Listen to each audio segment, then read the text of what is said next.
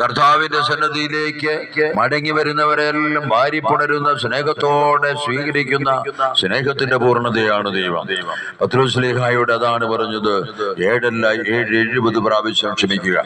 നമുക്ക് ഈ വചനം കേൾക്കുന്ന നിമിഷത്തിൽ നമുക്ക് ആരോടെങ്കിലും വൈരാഗ്യമുണ്ടെങ്കിൽ, നമുക്ക് ആരോടെങ്കിലും വെറുപ്പുണ്ടെങ്കിൽ, നമ്മുടെ ഇഷ്ടത്തിനെതിരായിട്ട് നമ്മളോട് പ്രവർത്തിച്ചവരോട് നമ്മുടെ മനസ്സിൽ കലിപ്പുണ്ടെങ്കിൽ, അതെല്ലാം നമുക്ക് ഈ സമയം ദൈവകരങ്ങളിൽ കൊടുക്കാം.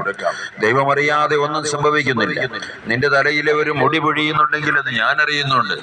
അതിനാൽ നമുക്ക് ക്ഷമയുടെ ഈ സാഹചര്യത്തിൽ ദൈവവചനത്തിനോട് ചേർന്ന് നിന്ന് നമ്മെ ഉപദ്രവിച്ചവര്, നമ്മെ വേദനിപ്പിച്ചവരോടെല്ലാം പരിപൂർണമായി ക്ഷമിക്കാൻ നമുക്ക് ദൈവം ശക്തി നൽകട്ടെ. ഇവിടെയാണ് വചനം പറഞ്ഞത്. വിശുദ്ധ മത്തായിയുടെ സുവിശേഷം 6-ാം അധ്യായത്തിൽ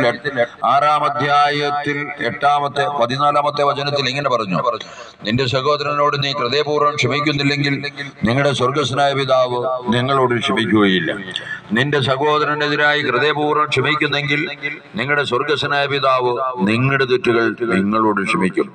നമുക്ക് മോചനം പ്രാപിക്കാനുള്ള, നമുക്ക് രക്ഷ പ്രാപിക്കാനുള്ള ഏക വഴി എന്ന് പറയുന്നത് നമ്മെ ഉപദ്രവിച്ചവരോടും നമുക്കെതിരായി പ്രവർത്തിച്ചവരോടും എല്ലാം ക്ഷമിക്കാൻ കഴിയുക.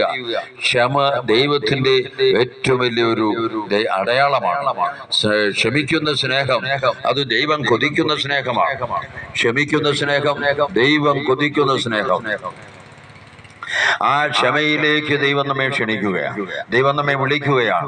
നമ്മെ ആരെല്ലാം വേദനിപ്പിച്ചിട്ടുണ്ടോ അവർക്ക് വേണ്ടി പ്രാർത്ഥിക്കാനായി നാം ഒരുങ്ങുമ്പോൾ ഇവിടെ വലിയൊരു അത്ഭുതം സംഭവിക്കുക. നമ്മുടെ കുടുംബത്തിലേക്ക് നാം ആഗ്രഹിക്കുന്ന നമ്മുടെ ഉദ്ദേശങ്ങളിലേക്ക്, നമ്മുടെ നിയോഗങ്ങളിലേക്കെല്ലാം ദൈവം ഇടപെടുക.